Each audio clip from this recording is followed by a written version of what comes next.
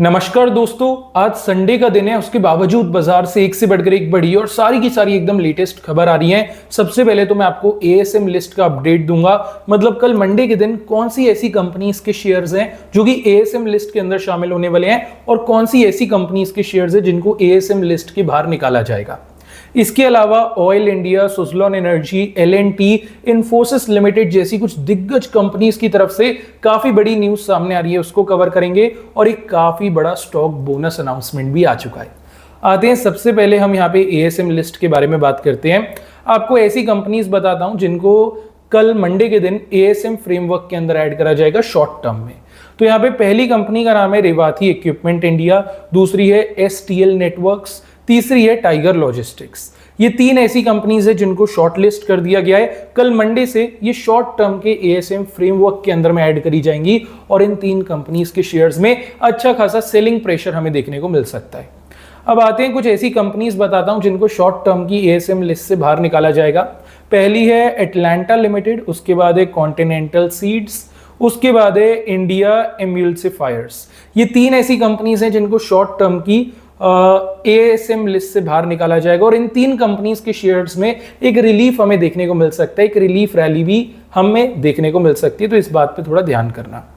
अब आते हैं पहली खबर की ओर बढ़ते हैं। देखिए, सबसे पहली खबर आ रही है रिलायंस कंज्यूमर प्रोडक्ट्स की तरफ से। पहले बता दूं, रिलायंस कंज्यूमर प्रोडक्ट्स जो कंपनी है ये शेयर बाजार के अंदर लिस्टेड नहीं है। अभी फिलहाल ये रिलायंस इंडस्ट्रीज की ही एक सब्सिडरी कंपनी है, मतलब इसके अंदर जो भी एक्टिविटी होती है डायरेक्टली उसका इंपैक्ट रिलायंस इंडस्ट्रीज के शेयर पे पड़ेगा। अब रिलायंस कंज्यूमर प्रोडक्ट्स जो है 768 करोड़ रुपीस इन्वेस्ट करने जा रहा है अपने पहले फूड पार्क के अंदर आंध्र प्रदेश में।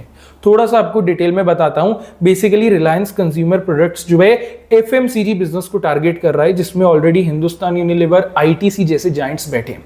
और आप तो जानते हैं अंबानी जी इतने ज्यादा दिमाग चलाते हैं इस कैटेगरी में कि कहीं ना कहीं रिलायंस कंज्यूमर प्रोडक्ट्स अपने आप में एक काफी बड़ा एफएमसीजी ब्रांड बन सकता है। हिंदुस्तान यूनिलीवर और आईटीसी जैसी बड़ी दिग्गज कंपनीज को एक डायरेक्ट कंपटीशन दे सकता है और कहीं ना कहीं रिलायंस कंज्यूमर प्रोडक्ट्स की जो विजन है या फिर जो बिजनेस प्लान है वो एक्चुअल में काफी बड़ा है।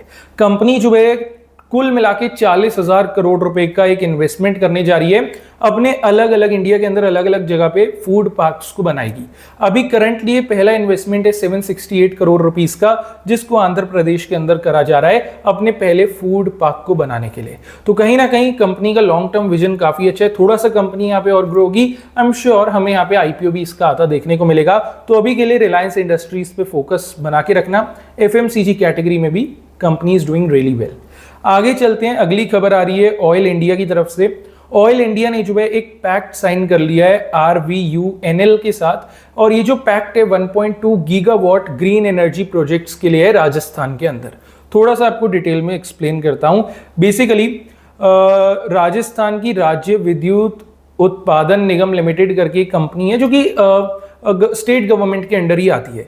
इन्होंने ऑयल इंडिया लिमिटेड के साथ पैक्ट साइन कर लिया है। इसके तहत राजस्थान के अंदर में जो है पहले तो 1000 मेगावाट का सोलर प्लांट लगाया जाएगा, उसके अलावा 200 मेगावाट का एक विंड पावर प्लांट लगाया जाएगा। एक रिन्यूएबल एनर्जी पार्क बनाया जा रहा है। ये राजस्थान राज्य विद्युत उत्पादन निगम लिमिटेड और ऑयल इंडिया के साथ मिलकर के, बेसिकली दोनों कंपनी साथ में पार्टनर करके एक ज्वाइंट वेंचर एस्टैब्लिश कर रही हैं, जिसके अंदर ये टोटल 1.2 गीगावाट, जिसको आप 1200 मेगावाट भी कह सकते हैं, इतना बड़ा प्रोजेक्ट यहाँ पे करा जा रहा है। और अच्छी बात यह है कि इसमें सोलर भी और विंड भी साथ में है। तो कहीं ना कहीं ऑयल इंडिया पे थोड़ी नजर रखना, बिकॉज आने वाले दिनों में और बड़े प्रोजेक्ट्स जो है ऑयल इंडिया को मिल सकते हैं। अगली खबर की तरफ बढ़े तो ये खबर आ रही है एल&टी की तरफ से। देखिए, एल&टी को जो है एक LOA मिला है, letter of acceptance, Mumbai metropolitan region development authority की तरफ से। बेसिकली MMRDA जो एक ऑर्गेनाइजेशन है, ये बेसिकली मुंबई की मेट्रो रेल को पूरी तरह से संभालती है। अब एल&टी को जो ये कॉन्ट्रैक्ट मिला है, एक तरह से आप कह सकते हैं ये एक 35.2 किलोमीटर लंबा एक जो मेट्रो रूट है उसको डेवलप करने का कॉन्ट्रैक्ट है। अपने आप में अच्छा खासा बड़ा कॉन्ट्रैक्ट है, जिसको एल&टी के लिए तो डेफिनेटली बेनिफिशियल होने वाला है। तो बाजार जो है एल&टी पे भी थोड़ी नजर रखेगा, रेडार पे एल&टी भी रहेगा, तो एल&टी पे भी थोड़ी नजर अपनी आप बना के रखना। बाकी अगर और डिटेल में जाऊं तो ये वाला जो पूरा मेट्रो रेल का एक कॉन्ट्रैक्ट दिया गया है, इसकी टोटल एस्टीमेट कॉस्ट जो है 4,279 करोड़ रुपीस की है और तकरीबन 3,723 दिन की डेडलाइन यहाँ पे मिली है। तो डेफिनेटली बड़ा प्रोजेक्ट है, कॉस्ट भी अच्छी खासी है। L&T पे थोड़ी नजर आप अपनी बना के रखना। अच्छा, अगली खबर की तरफ चलते हैं। उससे पहले एक रिक्वेस्ट आपसे करना चाहूंगा, देखिए चैनल को सब्सक्राइब कर लेना, बिकॉज ऐसे लेटेस्ट वीडियोस आपको डेली मिलते रहते हैं। साथ ही साथ में वीडियो अगर अच्छी लग रही हो तो लाइक जरूर से कर लेना। और कुछ हमारे जो व्यूअर्स हैं उनके मन में एक क्वेश्चन रहता है, सर हमें स्विंग या स्कैल्पिंग सेटअप्स चाहिए होते हैं, मतलब ऐसे शेयर्स जिनको हम डिलीवरी के अंदर उठा सके और 2 दिन से लेके 20-22 दिन का अपना एक होल्डिंग पीरियड बना पाए। तो ऐसे जो स्विंग और स्कैल्पिंग वाले शेयर्स होते हैं, इनको हम कैसे फाइंड आउट करें, कैसे आइडेंटिफाई करें? इसके लिए देखिए आप हमारी फ्री टेलीग्राम कम्युनिटी का पार्ट बन सकते हैं। करना कुछ नहीं है, सिंपली आपको गूगल पे जाना है और सर्च करना है फिनोस्टॉक्स टेलीग्राम, FINOSTOCKS, फिनोस्टॉक्स टेलीग्राम। आप गूगल पे लिख देना, टॉप पे हमारी फ्री कम्युनिटी का लिंक आपको मिल जाएगा। ऑलरेडी इसके अंदर 22,000 से ज्यादा लोग जुड़े हुए हैं, तो अगर आप चाहें तो इसका पार्ट बन सकते हैं। यहाँ पे डेली अच्छे अपडेट्स आपको मिलते रहते हैं, जो कि आपके काम जरूर से आएंगे। बाकी इस चैनल को सब्सक्राइब कर लेना, ताकि जो भी मार्केट रिलेटेड लेटेस्ट अपडेट्स हैं वो सबसे पहले आपको मिलती रहें। अगली खबर आ रही है इन्फोसिस की तरफ से। देखिए इन्फोसिस जो है अपने Q2 के रिजल्ट्स अनाउंस करने वाली है, प्लस साथ ही साथ अपना डिविडेंड भी अनाउंस करने वाली है। और इसके लिए कंपनी ने बोर्ड मीटिंग शेड्यूल कर दी है 16 अक्टूबर को। अभी देखा जाए तकरीबन 20-22 दिन आई गेस पड़े हैं। एंड कहीं ना कहीं इन्फोसिस के Q2 रिजल्ट्स का सभी को इंतजार है, बिकॉज रिसेंटली प्रमोटर्स ने बायबैक अनाउंस किया है। बायबैक कंपनी के प्रमोटर्स तभी लाते हैं जब इनको पता हो आने वाले टाइम में शेयर प्राइस राइज करेगा जरूर।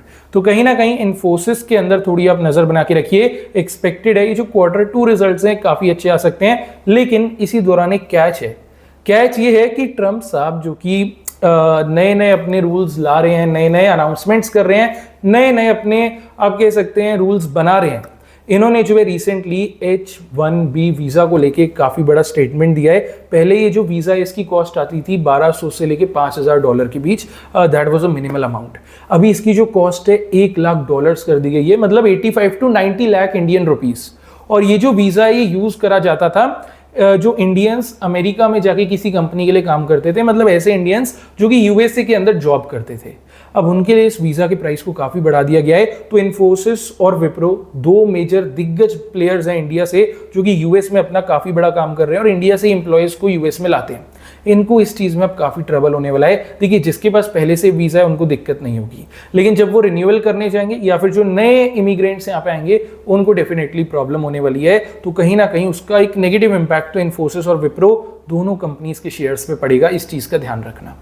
बाकी अगली खबर की तरफ बढ़े तो ये आ रही है टेक्समाको रेल की तरफ से। टेक्समाको रेल को जो है 87 करोड़ रुपीस का एक ऑर्डर मिल गया है अल्ट्राटेक सीमेंट की तरफ से। और टेक्समाको रेल का जो शेयर है ऑलरेडी लास्ट 1 महीने के अंदर 10% की तेजी हमें दिखा चुका है। तो इस कंपनी के शेयर पे भी थोड़ी नजर रखना, हो सकता है मंडे का सेशन इस कंपनी के लिए भी थोड़ा अच्छा रहे। अगली खबर आ रही है यूनिकेम लैब्स की तरफ से। यूनिकेम लैब्स को जो है एक 19.5 मिलियन यूरोस का डिमांड नोटिस मिल गया यूरोपियन कमीशन की तरफ से। अब ये यूरोपियन कमीशन ने नोटिस क्यों दिया है? क्योंकि एक पेटेंट का डिस्प्यूट केस चल रहा था। वो केस जो है अब कहीं ना कहीं यूरोपियन कमीशन की साइड आता देखने को मिल रहा है और इसमें गिल्टी जो है यूनिकेम लैब्स ठहराए जा रहे हैं। तो तकरीबन 19.5 मिलियन यूरोस की यहाँ पे डिमांड करी जा रही है यूनिकेम लैब्स के लिए। कहीं ना कहीं दिक्कत की बात है और इनकी पेरेंट कंपनी हमारे बाजार में भी लिस्टेड है, इस चीज का ध्यान रखना। अगली खबर की तरफ चलें तो इट्स अ बोनस अपडेट। ये आ रही है GEE लिमिटेड कंपनी की तरफ से। GEE का जो शेयर है फ्राइडे के सेशन में 1.5% आई गेस भागा था, 180 रुपीस पे क्लोज हुआ था। GEE ने जो है बोनस अनाउंस कर दिया है 1:1 के रेशियो से। मतलब एकदम सिंपल है, एक शेयर है तो एक शेयर का बोनस आपको मिलेगा, एक शेयर कन्वर्ट हो जाएगा 2 शेयर्स में। सिंपल शब्दों में कहा जाए तो जितने भी शेयर्स हैं सारे के सारे 2x यानी कि 2 गुना हो जाएंगे। जितने शेयर्स आपके पास हैं उतने ही आपको बोनस में मिल जाएंगे। बोनस को देने की एक्स डेट, रिकॉर्ड डेट जो है 3 अक्टूबर यानी कि 3 अक्टूबर की रखी गई है। अगले एंड लास्ट अपडेट की ओर बढ़े तो ये खबर आ रही है सुजलॉन एनर्जी की तरफ से। सुजलॉन एनर्जी का शेयर तकरीबन फ्राइडे को 2.5% भागा था, 60.6 रुपीस पे क्लोज हुआ था। यहाँ पे HDFC सिक्योरिटीज की तरफ से काफी बड़ी अपडेट सामने आ रही है। बेसिकली इन्होंने जो है सुजलॉन एनर्जी के शेयर पे एक रिपोर्ट पब्लिश करी है जहां पे रेजिस्टेंस मार्क करवाया है 61 का। HDFC सिक्योरिटीज का कहना है अगर 61 रुपए का लेवल सुजलॉन एनर्जी के शेयर्स ब्रेक करते हैं तो हमारा पॉजिटिव आउटलुक यहाँ पे बनेगा और एक अपर लेवल बनेगा 66 रुपीस का। तो 61 से लेके 66 का एक अपर लेवल HDFC सिक्योरिटीज यहाँ पे एक्सपेक्ट कर रहे हैं सुजलॉन एनर्जी के शेयर पे। सुजलॉन एनर्जी पे थोड़ा फोकस रखना, अगर 61 रुपए का लेवल ब्रेक होता है यहाँ पे तो कहीं ना कहीं पॉजिटिव सेंटीमेंट्स शेयर में देखने को मिल सकते हैं। बाकी देखिए जितनी भी खबर आ रही थी बाजार पे सारी मैंने कवर कर ली। आप सारे शेयर्स को वॉच लिस्ट के अंदर ऐड कर लेना, कोई ना कोई आपके काम आ ही जाएगा। बाकी मंडे मार्केट से जुड़े और कुछ अगर आपको डाउट्स हो आप कमेंट सेक्शन में पूछ सकते हैं, I will try to respond. बाकी चलिए मिलते हैं डायरेक्टली कल मार्केट के ऊपर, उसके बाद वीडियो के अंदर चैनल को सब्सक्राइब करना मत भूलिएगा।